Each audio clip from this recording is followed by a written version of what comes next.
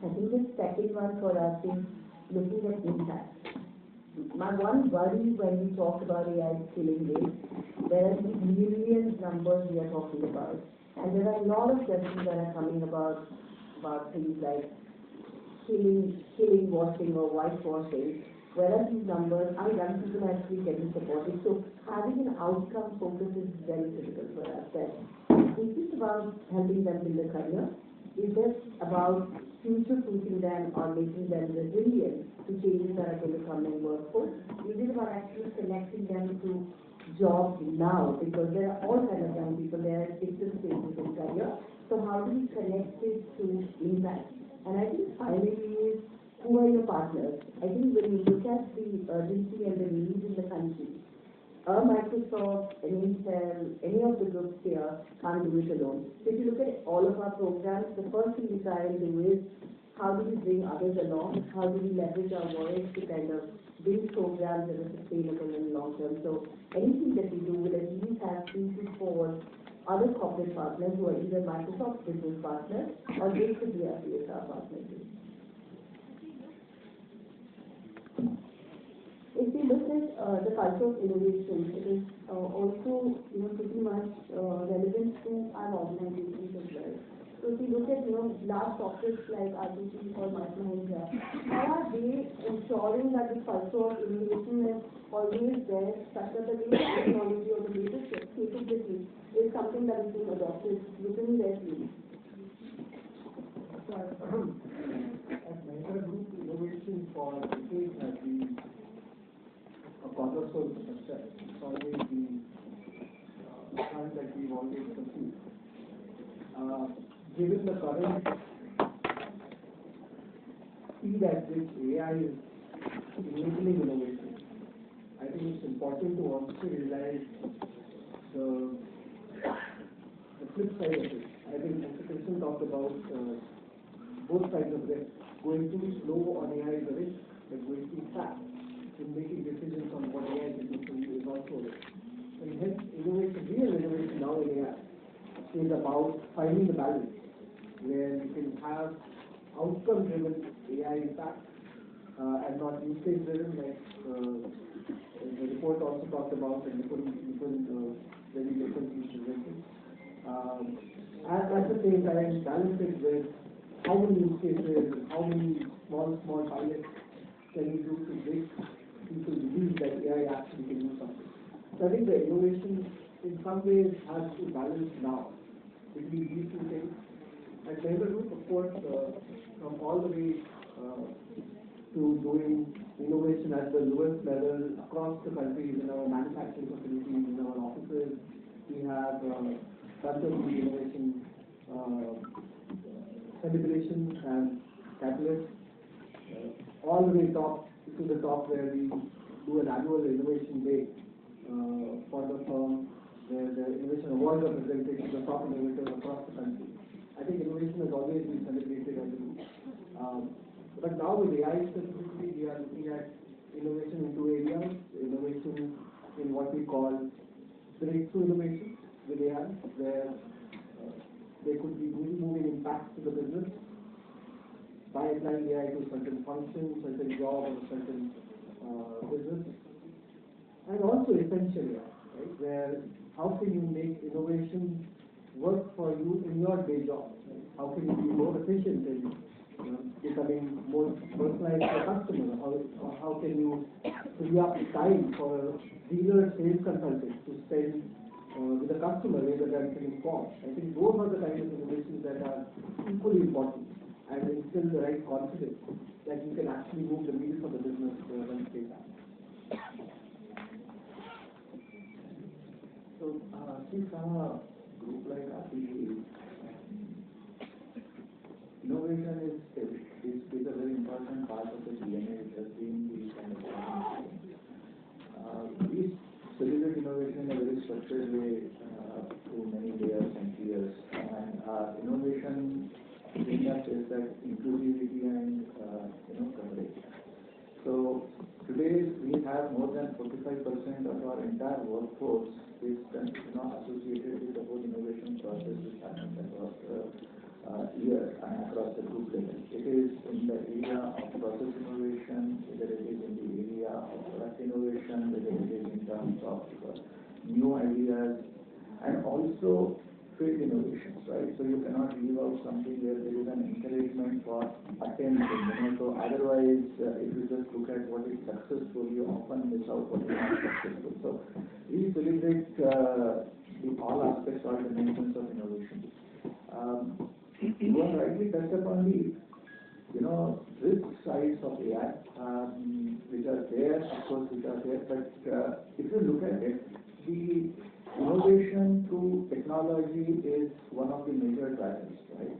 So we look at it as an independent category across whatever ideas we get. We run thousands of ideas on a yearly basis, right from the small improvements to the major transformational shift, which is like a small individual productivity, business process efficiency versus the game-changing scenarios and opportunities which you have, whether it is in the area of life sciences, agriculture, IT services, or even the science and other heavy engineering, advanced engineering solutions which we deal into. What is important is to provide an environment for people to innovate, right? And with the right balances. Don't talk about those balances. So how do you offer that common framework is what we are focused on, where we have created framework in terms of infrastructure, in terms of tech advisory, in terms of also the tech supervision solution, right? And enabling it. So if you provide a ground for innovation, the other risks are in a way to a certain extent mitigated.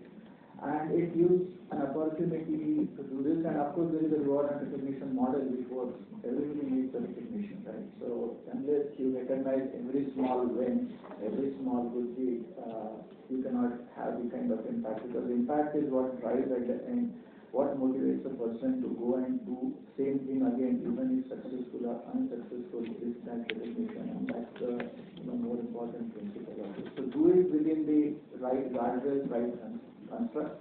Try to increase the touch point and inclusion of the number of people, and recognize everything, whether it is a success or failure in a positive way. We cover diffusing AI to the last mile, and as we think about the last mile, my question is to Manju. More specifically on MSMEs, a lot of them don't know how to apply AI. They have so many questions on, what kind of AI should I use, how do I apply it, how do I get value out of it, how do I justify it?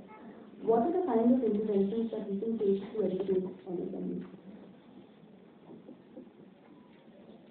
I think this is probably the toughest question among all the other questions we've planned.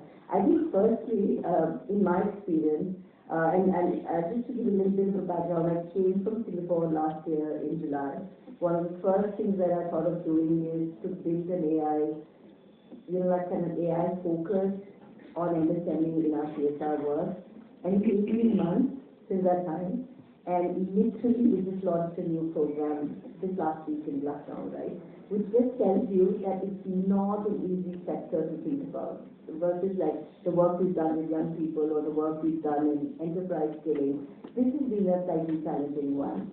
And I think the reason is because many of them are struggling with existential issues, right? So it's not just about AI, but lots of other things that we need to work with them on, and like AI is just a tool and enabler of that. So I think that's definitely one. We found it's little fragmented, how do we build an approach to being a little bit of a challenge.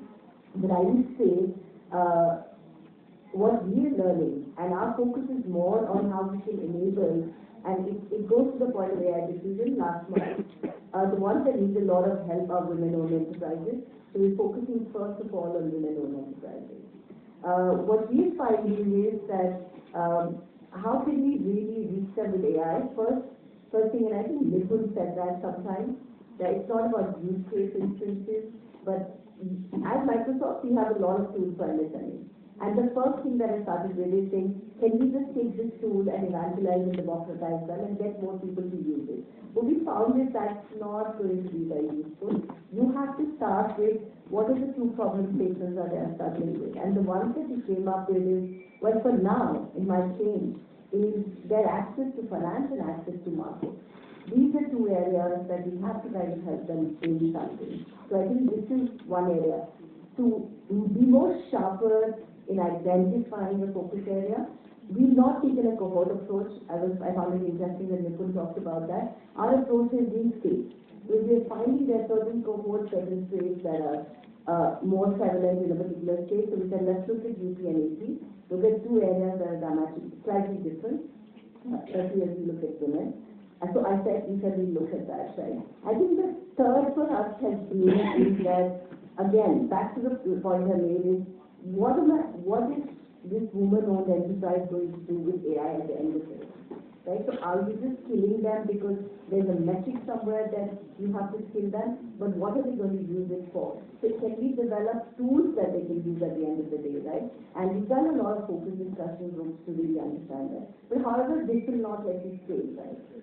We're not talking about 2,000 or 3,000. We're looking at like at least 1 million over the next 3 years that we're trying to do.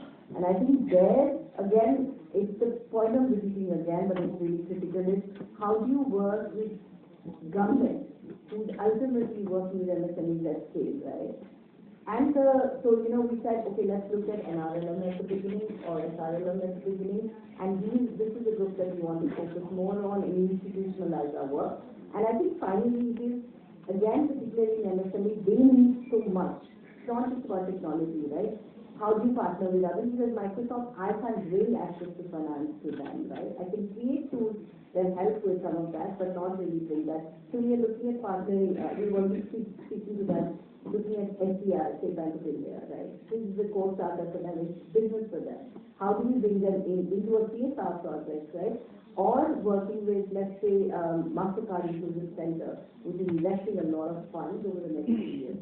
So these are some ways I think. I don't have a model, I don't have an answer. Maybe 1 year down the line, I can give you, like a lot of my peers have said, these are the 3 approaches we have. I don't have that now. We're trying a lot of things, and after the year, we really hope that we will have a model next year.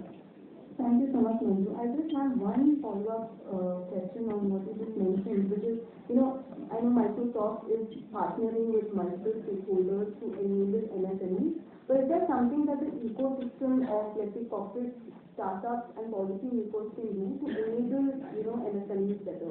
Is there something in your view and in your experience that you want to add on that as well?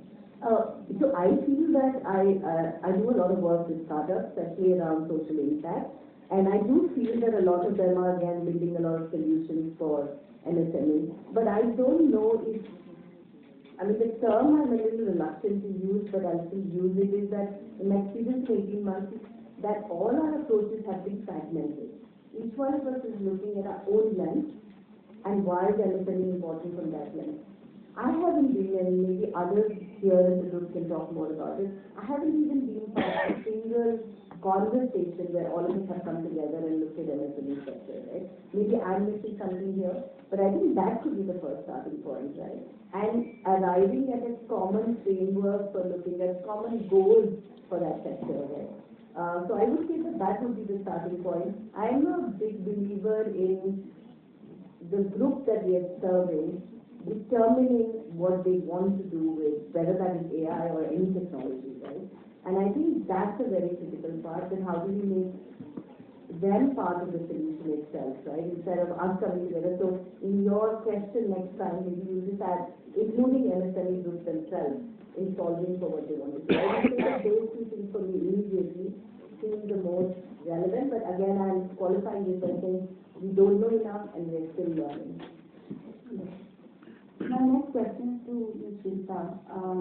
As we think about AI for all, and because some of our other sectors beyond the ones that are already adopting, what are some measures that we can take better to facilitate that the AI skilling over there as well? So whenever we talk about AI skilling, there are 3 vectors which we focus on. And I think Professor Bhatia touched on one of them, where he said that compute facilities are very limited. This is a reality we have to live with.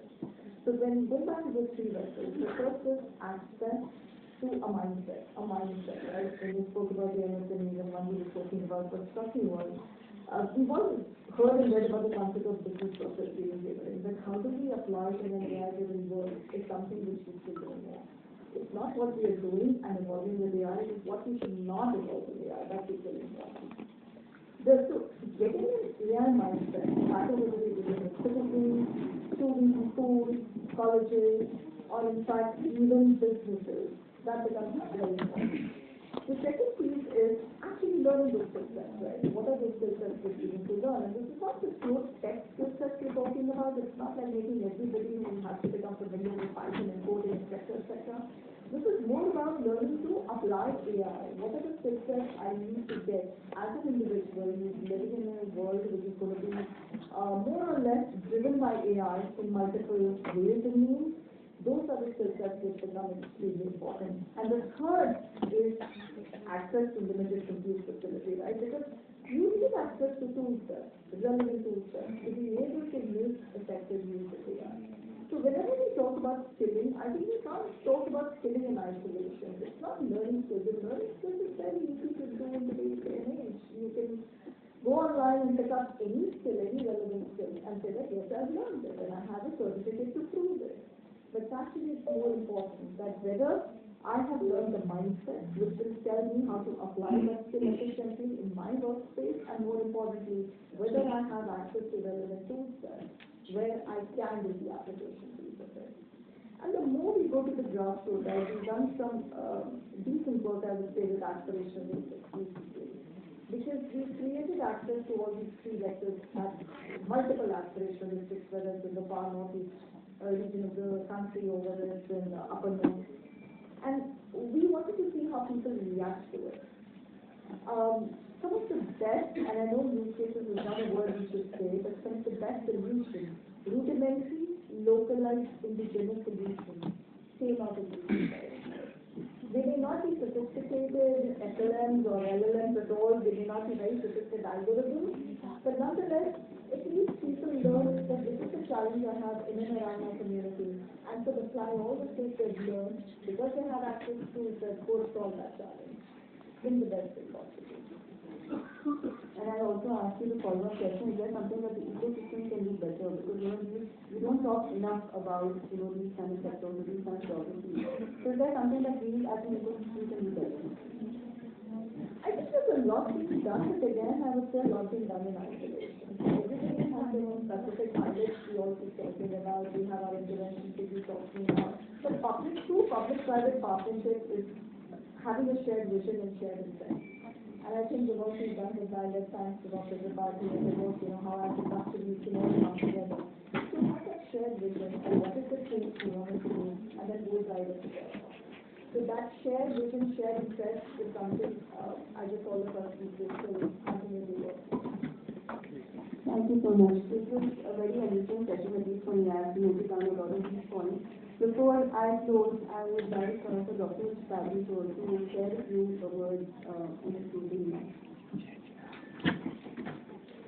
Thank you. Very interesting session. A lot of ideas have come from very diverse groups.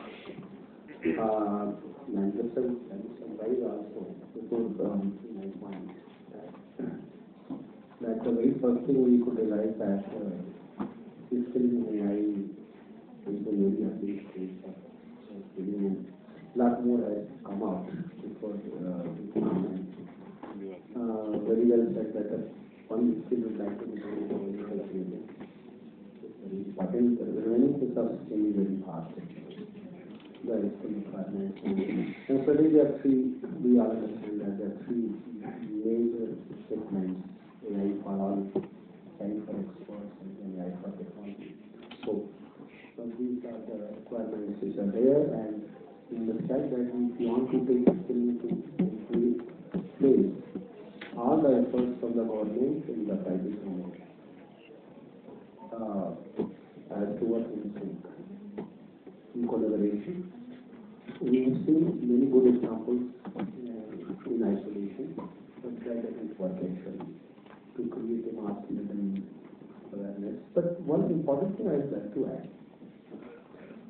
what we have seen in the presentation of Mr. Kavita also, that number of patents in AI India is very less. See, number of patents are having is very less that will not happen just because that we are not creating things. That maybe due to lack of awareness to protect your IP. So when we think about the skilling in AI, we should also integrate this part, the intellectual property protection. Like you told that some very early kind of things, but why they are not protecting them? Why they are not taking it? So, and from where the money will come. So that's a very important factor which will lead to innovation. When I was having a study and I found that many US universities, they started finding patent in India.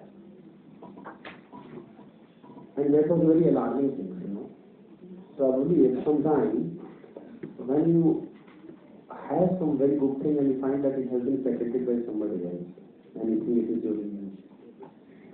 So that day will come and then you will not be able to convert it to the good product also. So this is a very, very important point when we are talking about the skilling. All the smallest things which you create should also be immediately protected. That is the one important thing I would like to say. Thank you so much, Doctor. To just summarize this session, we started with 3 themes. First was to drive AI scaling and adoption at an all-wide level. Here we had some very interesting points like, number one, it is important to ensure that everyone, irrespective of role, should be skilled, right, on basic use of AI, awareness of what exactly AI can do. Number two, at a business level or function level, what is the art of the possible? That also the field that we can go really deep on, and there was also a discussion on AI for tech, wherein we can keep on pushing the frontier. There was a mention on the use of champions to percolate that knowledge beyond tech teams at scale. And that's how we spoke about driving skilling and adoption beyond at an all-wide level. As we go to the second theme, which was building a sustained culture for innovation, we spoke at a national level first. There, it is important to build an ecosystem which is outcome-focused or value-focused, and that can start at the school or the college level so that we ensure that the flow of new talent, is fully skilled. The current workforce also needs to be enabled, and this is, beyond the sectors where we're seeing a concentrated focus, because otherwise we don't want the risk of being irrelevant over there. At an enterprise level, ensuring that as innovation is happening, it is also value focus is important. So innovation can be celebrated through breakthrough innovation, at the same time, having that focus on value and what exactly is it that we are achieving with that innovation. On the third theme, which was on populating the AI skilling to MSMEs and the other margins, we first spoke about how it is important for us to start talking about MSMEs as a whole. We don't talk enough about MSMEs. We don't talk about the various sectors which are not adopting AI as much. Having a common framework, ensuring that the ecosystem works towards that framework starts becoming very important. And as we do that, there should be a mindset towards, access towards AI skilling should be there. There should be more access towards compute, and that's how we can, help these sectors as well. Thank you so much. I hope this was an enriching session and it is helpful.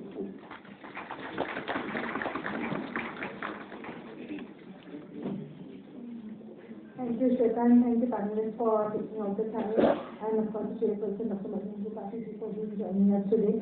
Here, of course, we've heard about the analysis of the skilling thing, how that needs to be taken forward. Shweta did wrap it up with the various insights which could be there. I'd just like to also mention, as part of the various initiatives are on in this area. One of the things, and since Bhuvan is there, I thought, and the secretary is going to join us in the next session.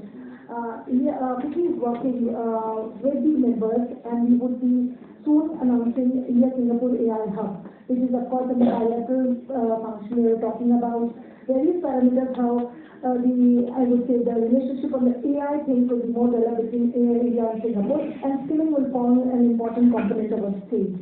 I thought it would be important interest for all of you. We'll come back to you with the details, and we also look forward to your support in getting into it.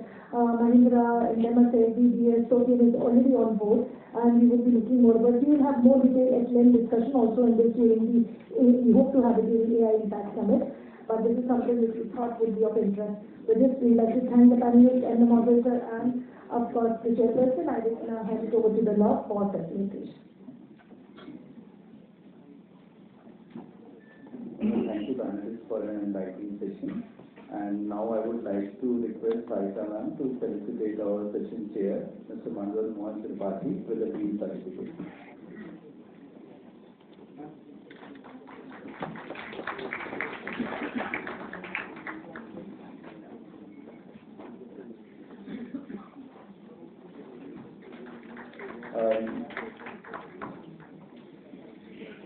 Thank you, sir. Now I would like ma'am to felicitate Mr. Amol Pandey from Chief Digital Officer and Head Innovation RPG Group.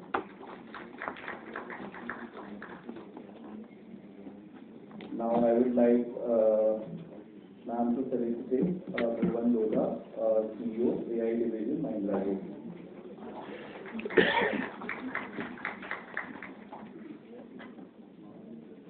Now I would like to facilitate Ms. Khurana, Senior Director, APJ, Government Partnership and Initiatives in Korea.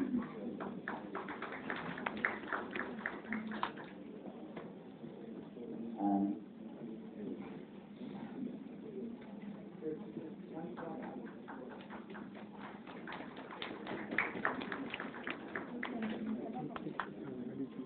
now I would like ma'am to facilitate Ms. Accenture, Principal, PCBA.